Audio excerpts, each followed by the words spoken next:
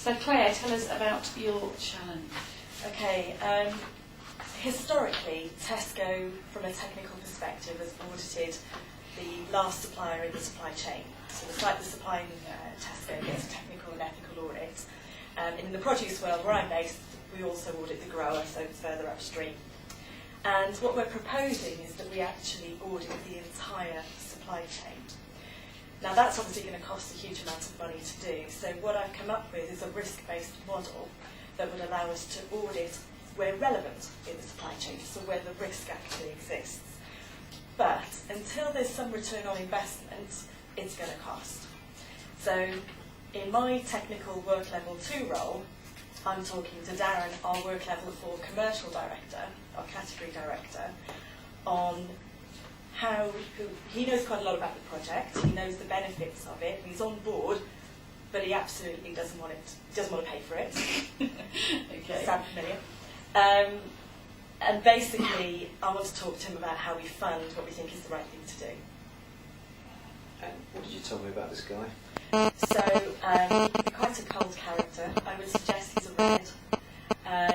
Doesn't really have a lot of empathy. He knows me quite well. I wouldn't say we were pally. I don't know anyone that he's really pally with.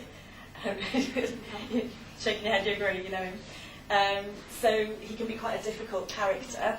And as far as technical is concerned, whilst he will pay lip service to it, I think he honestly feels it's a bit of a thorn in the side and just costs money to the business. Right, okay. So, you know, we It's don't not really make money. committed to what you do. Yeah, we don't make money for the company, so yeah, he'll give me the time of day, but Okay, that's the situation. sounds good. Whenever you're ready, folks.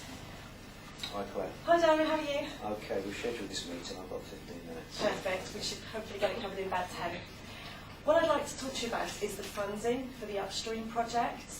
So we know that as part of the bigger vision for the company that we've heard, it's all about knowing and trusting our supply base. And as you know from the project, we're basically looking at how we avoid, in our world of produce, another horse meat scandal that they've seen in the meat area of the business. And the upstream project could potentially give us that by giving us the visibility of our supply chain. We know that it's going to introduce cost by the extra resource that's needed for this project. So what I'd like to talk to you about is how we can defend our category and look at where we get the funding for this project from in terms of extra technical managers, audit resource, and how we go about influencing those people with the pots of money to basically help us with our situation. So, as you know, the horse meat scandal has sequentially cost huge amounts of money in that area of the business, and we don't want to have those knock-on effect costs. So this is about paying for something up front before we sort of ended up with the bill. We know that it sits with the de-risking project, which your boss Kevin Grace is all for. We know it sits with the technical director Trust in Food project. So we've got lots of stakeholders who want this to happen. But what I'd like to talk to you about is how do we do it? Using your experience of where money comes from within the business, how can we fund this? Is this about looking within produce, looking at buy for less opportunities to pay for this? Is this about people that we know and network within the business that we talk to? What's your view on how we go about getting buy-in for what in principle everybody agrees to, but the big white elephant in the room nobody wants to talk about is the money side of it. So I just want to get your thoughts really on that. What are your thoughts on it? How do you see it? So, I think there are possibly two options. One is that there's money within produce that gets allocated to this. So some of our savings that we make commercially in price negotiation. Or secondly, the one that's a bit more of an unknown to me, is that there's a pot of money in the whole Trust in Food initiative that the whole of the business has that can be allocated to category, so that we don't have to pass those costs on to our supply base, we don't have to introduce extra costs to the cost of goods, or that we don't have to pass the cost on to the customer. I think the money needs to be found somewhere within the Tesco world.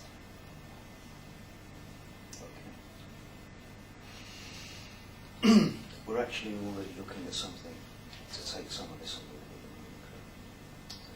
Can you share any of that with me so that I can know? At this point in time. Okay. Is there a time frame you can share with me for that? I don't know. Okay. So the trial on this project, as you know, has started. It's been running for a couple of months in the European hub, and that project is due to finish in March, which really tests whether the model we've developed will work. So far, so good, but obviously we'll let the trial run its course. Based on what you know of this unknown situation to me, is the output of that likely to be in sync with the timings of the trial? It could be. So are you saying there's potential hope and opportunity that means that I'm not wasting my time on this project? Okay, perfect. So if I give you an overall summary of what the project is aiming to deliver and try and indicate the cost impact of the project, will that be enough, or is there anything else you might need from me at this stage? Okay, when would you like it by? I can get it to you by the end of the day. Give it to my peer. Okay, perfect. Can I schedule some time with you maybe in 2 weeks to come back and talk about it? Thank you. Okay, thanks for your time.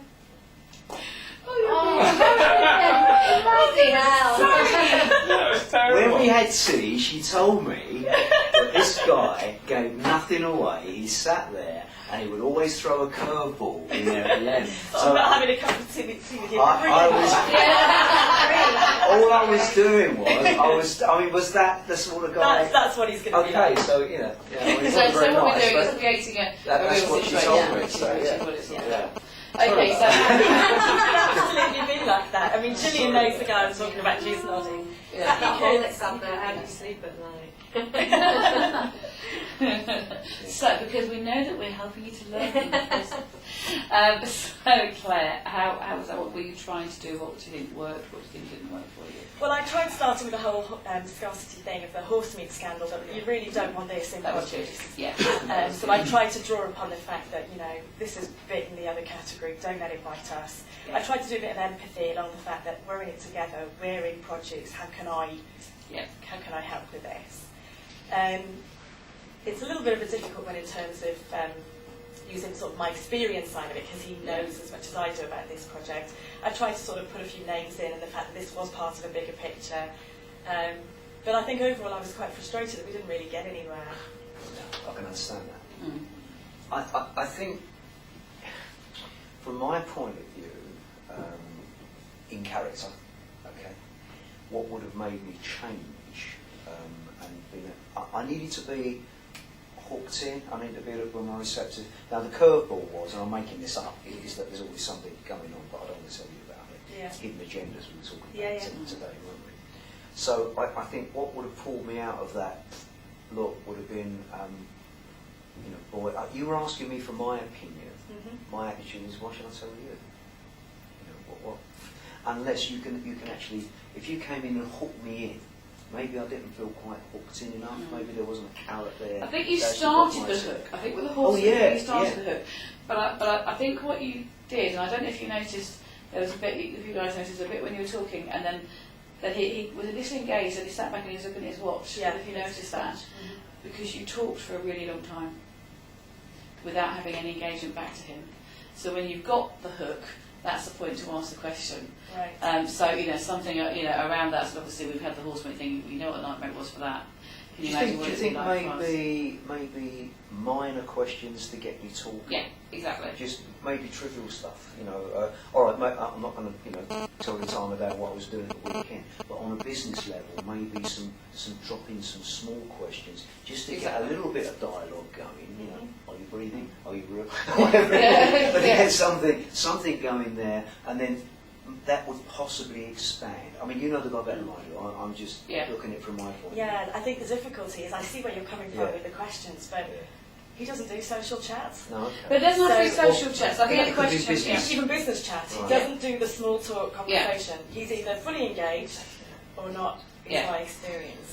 But- So but, I'm yeah. struggling to think what sort of small question I So, might so what ask. about from your thoughts? Having started that off, got the horse meat conversation going, what would you think would be a good thing to do or say at that point to keep him engaged? Because it was just after that we lost him. If you'd had an idea of where you could get money from to do your audit, because I guess because you came in and said, well, what ideas have you got? And he threw it right back at you. What ideas have you got? So That as goes a a long company, way away, couldn't it? a couple Yeah. of scandals or something. Exactly. So Some I gave people. two situations where it could come from, Yeah. but that I think wasn't enough by that stage. Yeah. Yeah. But I Is think there I was anyone starting with beneath? that. Sorry, is there anyone beneath? Is it Adrian? Because he sounds Darren. like a beast. Darren. Darren. Is there anybody like beneath him that you can engage with before you have this discussion that you could maybe that has a more of a rapport with this guy? Mhm. I would suggest that a lot of his direct reports are aware of this project and they're for it as well, but they're of the same mindset, and there are lots of similar personality traits as well. Right. What about, you remember my background is sales, okay? One of the things with sales is hooking in. So what about something like, if you said to the guy, I'm sure you will agree that we need to do this, this and this, and obviously it's going to incur expense, do you not agree? And you go, yeah, okay. Of course it does. What about the yes set stuff that we were talking about yesterday? So saying three things. So obviously we all know at the moment that we had a huge nightmare with the horse meat scandal. That really caught us totally off guard. It's affected our reputation. So we've now got this, was it something for food, trusting food, that's going. So obviously we now want to make sure that we're getting it right for our category. So it's that. So those things that we know. Yes, we agree. Horse meat was a nightmare. We don't want it to happen again.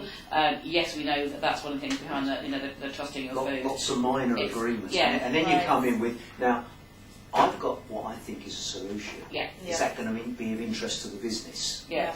Obviously. Yeah. And then the guy goes, yeah, okay, what is it? So what you're doing, you're getting the minor agreements, and then I think, but you've got to have a solution, and I think you've got to put it over in such a way that, okay, of course it's going to cost us a bit of money. Yeah, But I think the other thing that turned him off thinking about it, looking at I wrote notes on it, was you went straight in too quickly about the funding. So I think you probably could have done a little bit more to get him totally bought into the concepts. So you're already saying at the outset, we want to do this, but it is going to cost money, and we need to look at where the funding is going to come from. Well, the reason I did that is yeah. because he's already on the project, so he knows a lot about it. So I was, in the 10 minutes I think he said he had, getting straight to the point, that this conversation's about money. Yeah. Because I know you know about the project. Yeah. And I can see where you're coming from to a degree, but I think that put him on the back, oh, it's about money, it just instantly gets to that. So I think there is something still about what I want to talk about, because actually what you want, your outcome, is we want to find a way forward so we can do this piece of work. And to do that you need money. maybe the greater and the lesser that situation. You say, now, I'm sure you'll agree that for us to do this, it would cost X million pounds. Yeah. However, but smaller offering maybe. Wasn't that your point? So your point was you could order everybody, but you come up with a model to kind of choose Yeah. whether to or not. Yeah. Was that because Yeah. Yeah, you that's said the that principle of the beginning, project. Yeah. Yeah. but it didn't come through with. No, and I don't think that was that you said that so much. So I do think that first of all going and getting that yes. So I've come up with a process that will enable us to defend our category and make sure that we don't have any of those issues. So, can I take a few minutes to explain that to you? So this is the process I've come up with. We could do all of them, and we know there's going to be a huge cost implication of doing that. I've come up with this process, which is going to cost this much less. We still need to sort out the funding. So there's a couple of options that I've thought of, but I want to come to you so we can work together, because you've already told me it's important, to work out how can we make this happen. I think you've got an obvious cost. Horse meat scandal cost us that amount. We had to take stuff off the shelf. Yeah.